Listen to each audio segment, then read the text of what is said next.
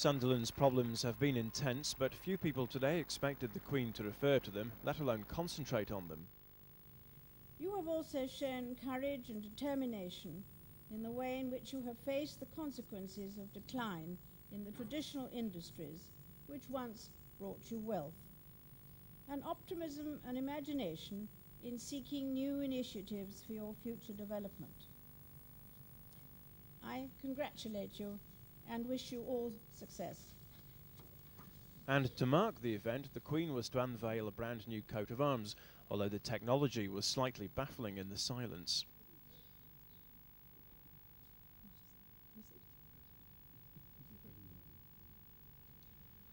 It was, of course, the button which opened the curtains and thereby unveiled the new coat of arms. The people who drew up the royal itinerary were keen to show a success story, and so the Queen visited a furniture factory where the workforce has reached 500 and is likely to expand further. It's not all been about business, and the good old-fashioned walkabouts have left some fans a little overwhelmed. She just said, "A nice morning, isn't it?" And I said, "Yes, Your Majesty." It is a lovely morning. It's the best morning of my life. He has started to cry. I was that excited. So, having made quite an impression, the royal couple slipped out of the weir past the very sites of industrial change they'd been talking about. What had happened was the Queen had announced a competition for towns in the country to put forward a bid to become a city. So it was effectively a very competitive process to go through. At the time, Sunderland was one of the biggest towns in the country, but it did not have city status. It was even bigger than Newcastle, which had city status, and Durham, which of course was the sort of historic centre of the North East. When I heard the news, because I think if I remember rightly, I just ran into the person who was our chief executive at the time, and in a corridor, and he'd just heard the news, and I thought, oh, really? Oh, that's not bad. That's quite nice. Thank you very much. We'll have that.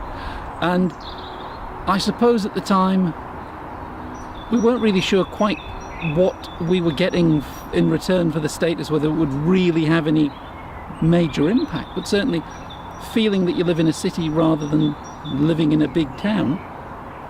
Like small city, big town, but I suppose most people would feel happier living in a small city than just being part of a big town. So yeah, I think people were positive, were enthusiastic. It lifted the city, it lifted the mood of the city, similar to probably the match score last night when Sunderland won 3-0 and saved itself from relegation.